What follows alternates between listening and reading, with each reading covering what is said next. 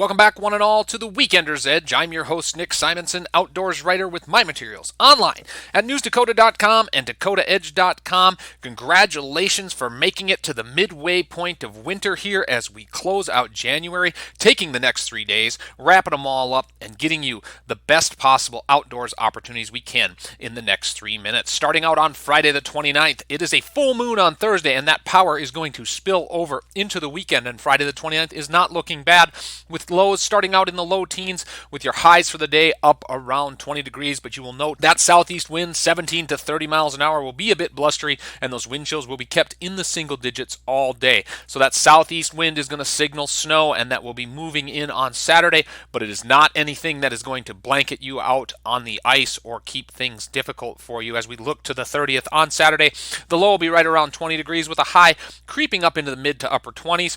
Those winds will shift a little more to the east, 14 to 21 miles an hour, and again, that chance for snow lingers throughout the day and into the evening and overnight, with a light accumulations of half to maybe 1 inch top. So again, nothing that's going to force you off the ice or make things too miserable out there. And Sunday the 31st, our final day of January, the halfway point of winter, is going to be our pick of the weekend. Again, like we said, the backside of that full moon is going to power your weekend, and the 31st is going to give you great conditions to be out on the ice by. That snow will taper and the winds will lessen and shift to the west, with a wake-up low right around 18 degrees and a high in the upper 20s. Those winds, again, will be light, right around 10 miles an hour out of the west, so you should enjoy your perfect Sunday out there on the ice. We have a lot of great information here at the midpoint, and one of our focuses is on upland game birds. We caught up with RJ Gross, upland game biologist of the North Dakota Game and Fish Department, to see where we sit when it comes to pheasants and the conditions they're facing. Plenty of food out there and not very much snow for the pheasants and all upland birds to be scratching through, so their body condition should be really good right now. In North Dakota, winters are limiting factor in the winter habitat. It looks okay. I was kind of worried, this fall around deer season.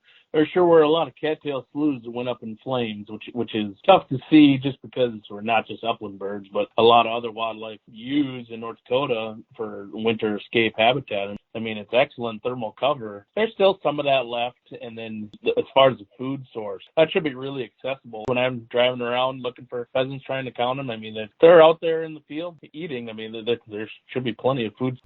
That was RJ Gross, upland game biologist for the North Dakota Game and Fish Department. Check out an extended bonus podcast on Facebook at Dakota Edge 1 or anywhere you get your podcasts. That wraps up the show for this week, folks. Be safe and have fun out there and celebrate the downhill slide towards spring.